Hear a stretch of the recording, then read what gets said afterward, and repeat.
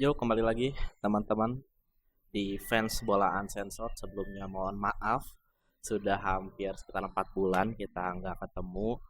Dan hari ini saya memutuskan untuk kembali membuat video lagi.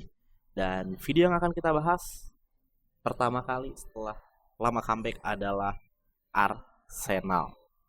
Kenapa saya akan bahas Arsenal? Karena kalau buat teman-teman yang mengikuti skena persepak bolaan mungkin cukup ramai mengenai Arsenal, terutama kelakuan dari fans-fansnya dalam beberapa minggu ke belakang mungkin, selain kemarin yang baru saja disingkirkan oleh Southampton di quarter final FA Cup, lalu juga sebelum FIFA Matchday kemarin juga baru saja dikalahkan oleh Manchester City dalam laga Community Shield ya, skornya 2-0 kalau nggak salah. Kita cek dulu ya, 2-0 lewat 2 gol dari Riley, ya O'Reilly lah, Nico O'Reilly.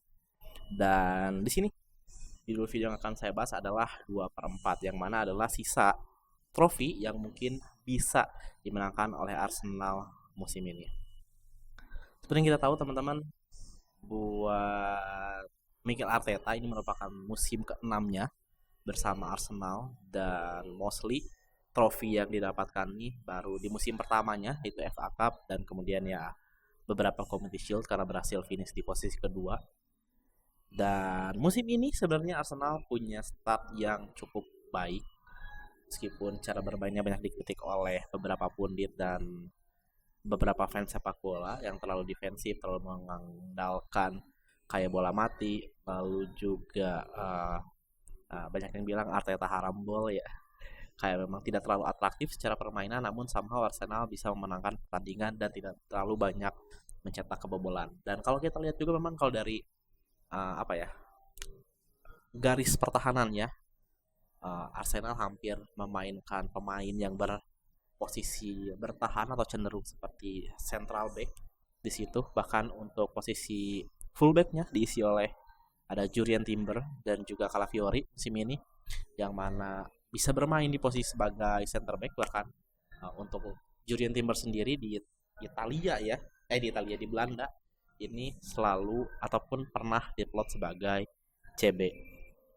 Dan yang akan saya bahas pertama kali memang tidak perlu banyak dibahas untuk Carabao Cup tersingkir, dan juga FA Cup kesempatan untuk treble juga musnah setelah, meskipun yang diturunkan tidak terlalu pemain cadangan ya. Kalau saya lihat di sini paling yang kembali mendapatkan menit bermain adalah Kepa, ada juga Yerson Muslera, ada Miles Lewis Kelly, ada Max Dowman, dan juga Norgard mungkin, dan Gabriel Jesus. Dilihat dari apa ya, skuad lagi apa sih, pemain cadangannya lumayan, kayak itu rata-rata pemain yang ditarik saat FIFA Matchday dikarenakan cedera. Seperti yang teman-teman harus tahu bahwa pada FIFA Matchday kemarin ini total ada 11 pemain Arsenal yang withdraw atau istilahnya keluar dari tim nasional karena berbagai alasan, mostly karena cedera. Seperti ada William Saliba yang katanya cedera ankle, namun kemarin di laga melawan Southampton ini sudah ada di bangku cadangan. Lalu juga Gabriel katanya juga masalah pada lutut, lalu juga bermain inti pada saat melawan Southampton kemarin. Untuk Eze memang belum bermain karena memang masih cedera ya, cedera calf. Lalu juga ada Odegaard yang cedera lutut sudah bermain sejak menit awal saat melawan Southampton. Ini sungguh ajaib ya. Timber yang cedera groin atau cedera paha ini belum ada kalau kita lihat di laga kemarin. Dan trio England ada Declan Rice, Bukayo Saka, dan Madueke. Praktis hanya Madueke aja ya yang kemarin bermain meskipun turun dari bangku cadangan. Sisanya ada Zubimendi, ada Hincapi yang juga menarik diri dari tim nasional. Ini sebenarnya cukup membuat saya resah juga ya mengenai pemain yang tarik diri dari tim nasional, karena saya memiliki pandangan bahwa tim nasional adalah prestis tertinggi bagi seorang pemain sepak bola. Anda bisa merepresentasikan negara Anda dan tidak banyak pemain yang bisa bermain di tim nasional, sebuah kebanggaan. Namun dikarenakan liga, dikarenakan mungkin apa sih namanya, harus bersaing, apalagi di detik-detik terakhir karena ini bulan Maret kemarin merupakan bulan terakhir FIFA Matchday sebelum akhirnya last run ya. Di situ ada final Liga Champions, ada liga-liga terakhir memainkan pertandingannya, sehingga ini bulan April dan Mei itu bulan-bulan krusial bagi dunia sepak bola khususnya di bagian Eropa. Saya sedikit tidak setuju meskipun Mikel Arteta defense ya, pemainnya mengatakan bahwa we are always honest. Dia bilang kita selalu jujur bahwa memang pemain-pemainnya mengalami cedera ringan dan mengalami tidak nyaman. Namun kita semua tahu it's going fishy, ini sangat mencurigakan.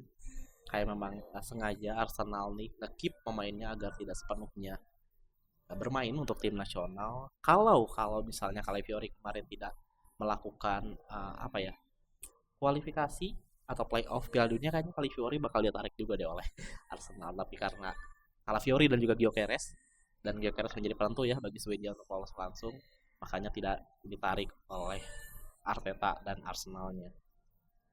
Tapi terlepas dari apapun alasan dari Arsenal, 11 pemain yang menarik, 11 pemain ya, kalau misalnya 1-2 oke lah. Ini 11 pemain yang ditarik sangat mencurigakan.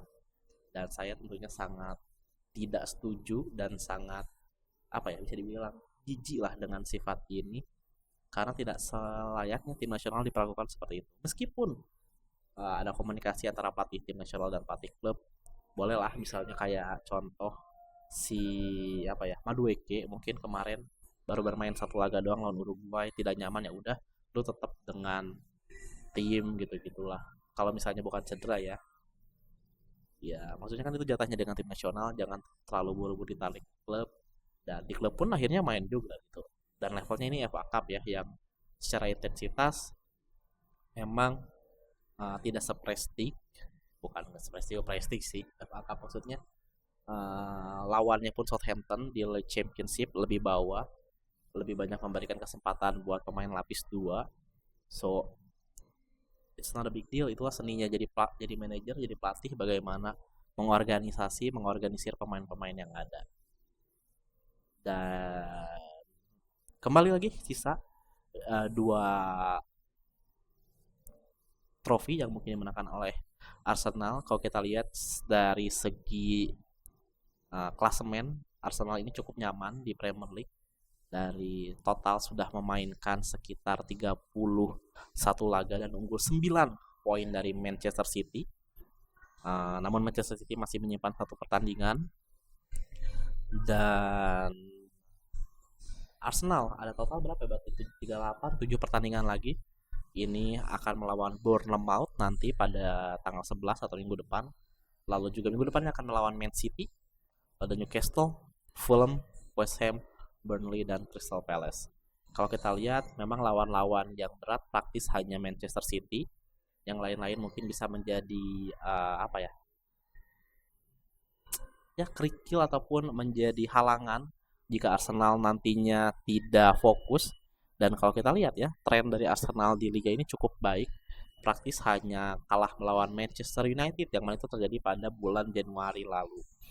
So far selalu menang, selalu draw, dan ya performanya cukup baiklah di bawah Mikel Arteta, sehingga ya bisa kita lihat mereka nyaman dengan 9 poin di bawah Manchester City.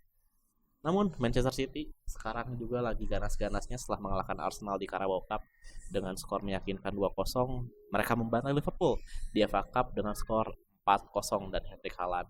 Ini menandakan apa? Menandakan bahwa Man City tetap full engine, tetap panas. Terlebih juga Manchester City nih apa ya namanya, sudah keluar dari Champions League, dikalahkan oleh Real Madrid, sehingga fokus utamanya sekarang hanya di FA Cup dan juga Premier League. Bukan tidak mungkin Manchester City nanti akan kembali mengulangi treble regional mereka, yaitu juara Premier League, FA Cup, dan juga Carabao Cup, karena praktis di FA Cup ini tersisa hanya Chelsea dan Leeds yang nanti akan bertemu, dan nanti Manchester City akan menghadapi siapa ya, Southampton yang mengalahkan Arsenal. So dari segi favorit, City mesti favoritkan untuk juara FA Cup. Dari segi Premier League memang agak sulit karena terpaut 9 poin meskipun unggul satu pertandingan. Kalau misalnya kita hitung-hitungan City menang, akan ada sisa 6 poin. Kalau misalnya Arsenal kalah di 2 pertandingan, selesai. Dengan catatan City menang ya saat head to head melawan Arsenal, sehingga Manchester City menang secara head to head meskipun poinnya sama. Dan yang terakhir adalah peluang Arsenal di Champions League yang menurut saya cukup sulit. Mungkin di quarter final akan menghadapi Sporting de Lisbon atau Sporting Club Portugal, yang mana berhasil comeback gila-gilaan dari Bodo Glimt. Setelah kalah 3-0 di kandang Bodo Glimt, berhasil menang 5-0 di kandang sendiri. Dan Arsenal tentunya tidak dapat menganggap remeh klub asal Portugal ini jika tidak ingin kembali tersingkir di ajang-ajang besar. Dan nanti kalau misalnya mengalahkan Sporting pun, Barcelona akan menantang antara Barcelona ataupun Atletico Madrid yang akan saling berhadapan di bracketnya mereka. Sedangkan di bracket yang lain, di sana ada Paris Saint-Germain, ada Liverpool, ada Bayern, ada Real Madrid yang gila-gila semua di level Champions League. Ya, praktis dari semua bracket, dari quarter final, dari 8 tim yang tersisa, hanya Atletico Madrid, Sporting pernah juara Premier CL nggak ya? Lupa lah pokoknya. Atleti atau Arsenal lah, dan Atleti kita sebut saja.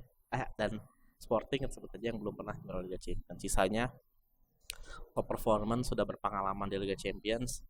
Dan Arsenal ini adalah bisa dibilang bukan favorit meskipun peringkat 1 di fase grup, tapi kambing hitam lah bisa dibilang ya. Favorit masih Madrid, PSG, dan kawan-kawan. Itulah teman-teman, 2 dari 4 trofi yang tersisa buat Arsenal. Buat fans Arsenal, pahami meskipun di awal musim meyakinkan di UCL peringkat 1 bisa lolos ke final Carabao Cup, bisa dapat lawan yang mudah di FA Cup, nyaman sekarang di peringkat 1. Tapi ingat, kalau misalnya nggak fokus, kalau misalnya nggak ada mental juara, ya Arsenal bakal kembali menjadi Arsenal dalam beberapa tahun ke belakang. So seperti kata Haaland, be humble, tetap tenang, tetap percaya. Meskipun saya bukan fans Arsenal ya, meskipun akan sangat menjebalkan kalau meskipun Arsenal juara Premier League dan ataupun UCL untuk pertama kalinya, namun ya Arsenal harus tetap humble, harus tetap bermain dengan baik, dengan solid. Memang harus diakui meskipun tidak terlalu atraktif permainannya, permainan cukup solid, terutama dari sisi pertahanan. So Arsenal is being Arsenal. Sekian, ciao.